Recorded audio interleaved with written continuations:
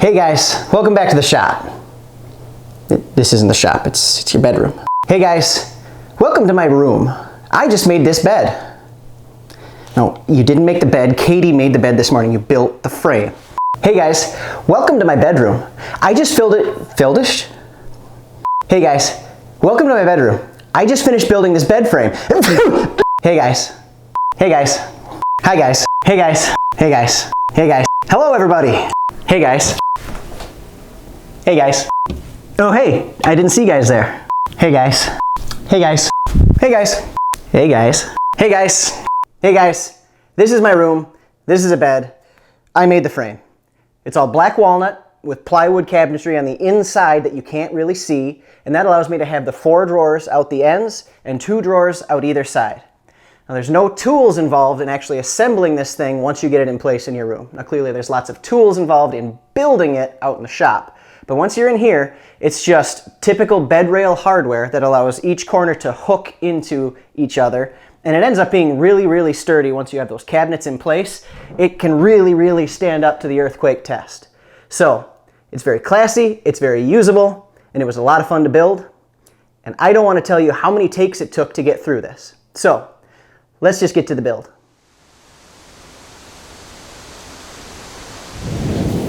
Let's start this thing off with the construction of the internal cabinet structure. I used a straight edge guide on my circular saw to break down my plywood into pieces that were a little easier to manage, then hefted those pieces onto my table saw to rip the components to their final width. The very ends of these cabinets are the only place the plywood will be visible in the finished project, so I used CA glue to quickly attach some walnut strips to disguise it. To cut these big pieces to length, I used my cross-cut sled on my table saw. They were so long that it wasn't possible to use an onboard stop block to make repeatable cuts, so I rolled my router table over into just the right position to use as a bump stop.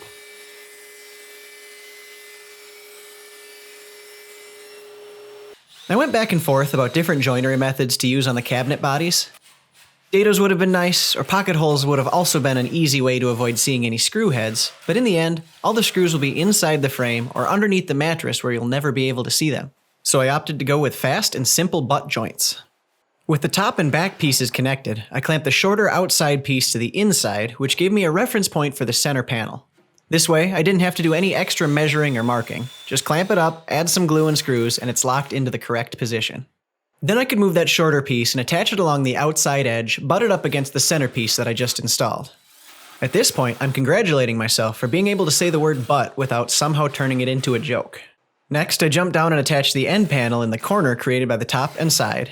And lastly, I flipped the cabinet upside down and attached stretchers to the 2 unsupported openings to add some rigidity. This is plenty strong enough, and it cuts down on the materials it would take and the weight it would add to make a full bottom. Bottom. Here's another butt joke. So for now, we're done with the cabinets and it's time to move on to the fun stuff. A literal pile of black walnut. I didn't bother to try and account for the hardwoods in this project before I dove in head first. I just took every single piece of walnut I had in the drying shed with a low enough moisture content and started milling it up. I assumed it would be more than enough for a bed frame, especially since I ended up spending 6 hours just running rough lumber over the joiner. Then I planned to store whatever excess I had as nice, surfaced lumber for a later date. But in the end, I still had to go find just one more board to account for all the parts.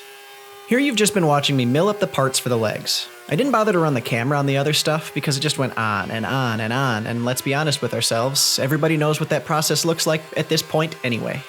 So why even include the footage here, you ask? Well, my 5th grade English teacher, Mrs. Eckert, always used to say to me, "Mark, your story's full of plot holes and spelling errors." So there, plot hole filled in, moving on. At this point, I started breaking the pile of walnut down into something that more closely resembled bed parts by cutting pieces to length, ripping them to width, and in some cases, gluing panels together. There's 4 good-sized panels in this project, 2 on each bed rail, and 1 huge panel that makes up the majority of the headboard. The design inspiration for this project is a nightstand I built a few months back. If you don't recall that one, I'll leave a link below. Basically, I wanted to keep a similar look to match that, which starts with some blocky legs and dado joinery. I wanted the finished bed frame components to be assembled without any tools or fasteners, which meant finding a way to use locking bed rail hooks. The bed rail hardware I picked up is 5/8 of an inch wide, and my material is only 3/4 of an inch thick, which just isn't enough. My solution was to add a thin frame around the face of the side panels to add some meat, which has the extra benefit of looking cool. I cut each piece to fit one at a time, then attached them to the panels using a good amount of glue, but keeping it away from the inside edge so there wouldn't be any squeeze out to clean up later. I used pin nails to hold them in place so I could skip the clamps and keep right on working while the glue dried. I drilled pocket holes in the top and bottom of each panel so I could attach them to the full-length side rails. I drilled these after the frame was attached to the face because it pushes the pocket holes deeper into the material, meaning they will attach to the rail closer to center instead of the edge. I temporarily attached some scraps in the place of the top and bottom rails to make it easier to lay out and cut a recess for the hardware. I used start and stop lines on my router table fence to create a shallow groove in all 4 legs and in one end of each panel. The panel side of the hardware has extra little protrusions behind the hooks that need a little extra clearance. So I positioned them, gave them a tap with a gavel, and that gave me some marks to drill out with a Forstner bit. Then I could drill pilot holes and install screws. On the leg side, there needs to be a cavity behind the plate so there's room for the hooks to pass through. I just drilled a series of connected holes on the drill press for this. It's not pretty, but it'll be hidden by the plate, which will be hidden by the bed rail, and I figure that's far enough out of sight to be out of mind. With that hardware installed, I checked the fit of the side rail to the leg, and it was snug as a bug in a rug. And as a side note, if you have bugs living snugly in your rugs, you need to get rid of those rugs. Nobody wants pampered bugs in their house. Next was a pretty straightforward process of attaching the panels to the full-length top and bottom rails. I would put glue on the panel, line it up, then clamp it in place before running in a screw at the very end first. Then, I would move the clamp so the next hole position was perfectly flush and run in another screw. I proceeded this way until all 4 panels were attached to their top and bottom rails. One set of rails was perfectly straight, but the other set had a pretty considerable bow along its length. Adjusting the fit one screw at a time allowed me to strengthen this bow a bit as I went along. Having one or both rails bow can actually be beneficial as long as you set it up so it bows inward towards the bed. It will put pressure back against the cabinets and hold the different parts tighter together. This will make a little more sense when we assemble the finished frame later on. Switching focus back to the head and footboards, I needed a few more dados in the legs and cross pieces to fully capture the panels. The router table made short work of this step, then it was time for some large glue ups. There's not really a lot of glue surface in this assembly, but all the parts together make such a large piece that I needed to get clever with my clamping. My longest clamps weren't long enough, so I had to attach some together, which then reduced my overall number of clamps. The one mistake I wish I could go back and fix was assuming that my joinery was holding things square. In the end, the footboard was a little out of square, and if I had just measured the diagonals, I could have corrected it during the glue up. It's so minor that nobody would notice it in a million years, but I did have to fudge the inner face frame just a little bit to account for it. The headboard went together almost the same way. But since it was some bigger pieces, I enlisted the help of Katie to help make it go more smoothly. If I had had some slower setting glue on hand, that would have lowered the stress level a bit, but with the extra set of hands and some creative clamping, it all went together nicely. The last parts of the framework were a few pieces of face frame to break up the drawer locations. These just got installed with glue and pocket screws, using some spacers to get things positioned correctly. Time for the first dry assembly of all the major components and see if this thing is going to fit together like it does in my head. If you look closely, you can see that my shop floor is way out of whack, so as long as everything was close, I knew it would be alright when I put it on a real floor.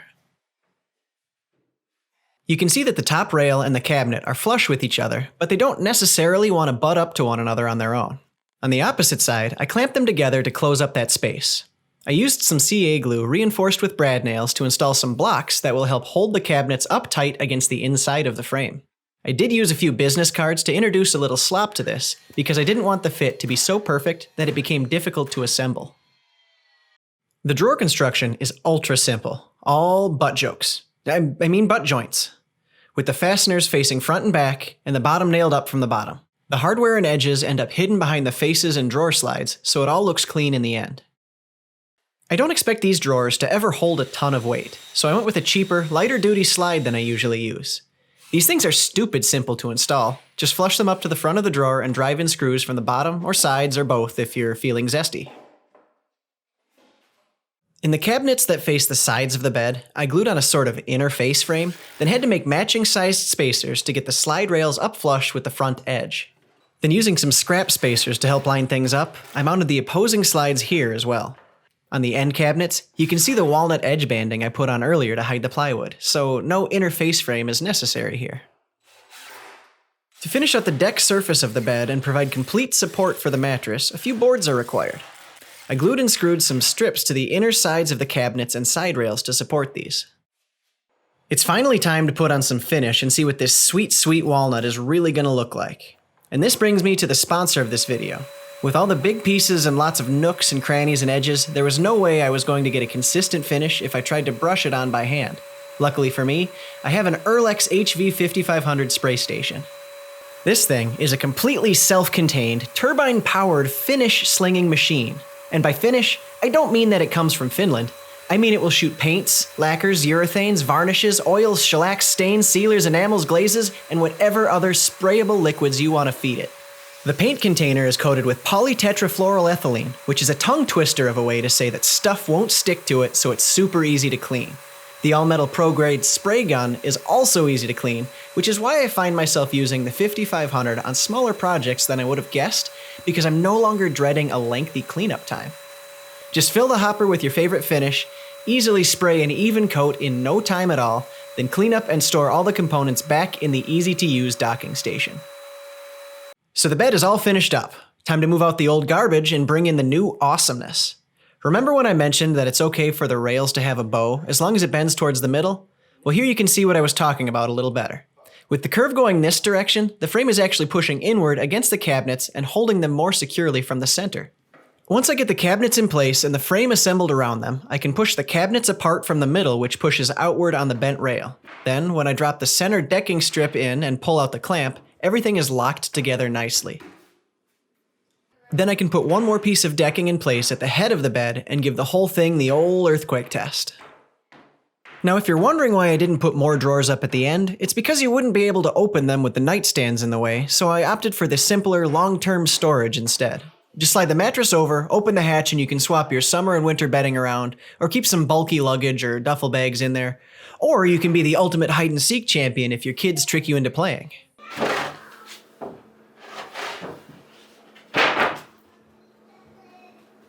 The very last step is to install the drawer faces and pulls. I could have done this in the shop, but do you remember just how badly uneven my floor was? The faces end up attached to the cabinets by way of the drawers, but they are dependent on the unattached frame for spacing and alignment. These two major components are floating around independently of each other, so if I installed them on an uneven floor, then moved the bed to a level one, those drawer faces run the risk of being crooked. So confident that this floor was as level as I was going to find, I ran screws through the pre-drilled drawer pull holes and into the drawer bodies. Then I permanently attached the faces using short screws through the inside corners, then removed the long screws and attached the pulls. And that's it. We've had the same cheap mattress for the last 11 years, and to simplify moving here from Wyoming, we abandoned the box spring and have been sleeping only spaniel face high off the ground for over a year. We finally treated ourselves to one of those nice mail-order mattresses, and just like a ballpark Frank that plumps when you cook it, the shrink-wrapped mattress puffed right up once we broke the seal. I didn't go anywhere. Neither did the bed. There was no loud thunk. There was no rattling. Careful! That's my bed! Yeah, so? I don't need you to break it before I get to use it once. Well, it looks nice. It about doubled the amount of storage we have in this room, and we can finally feel like grown-ups instead of college students because we have a real classy bed. Thank you to Erlex for supporting this video. Make sure you head down to the description to check out the links for Erlex and all the other tools I used in this project. And if you like this bed, I have plans available on my website so you can build one for yourself. Thank you guys very much for watching. Here's the part where I do the whole like and subscribe song and dance to encourage those of you who are new to the channel to help me out by making me feel special and adding your +1 to my gradually growing stable of numbers. That's all for today. You'll see me next time.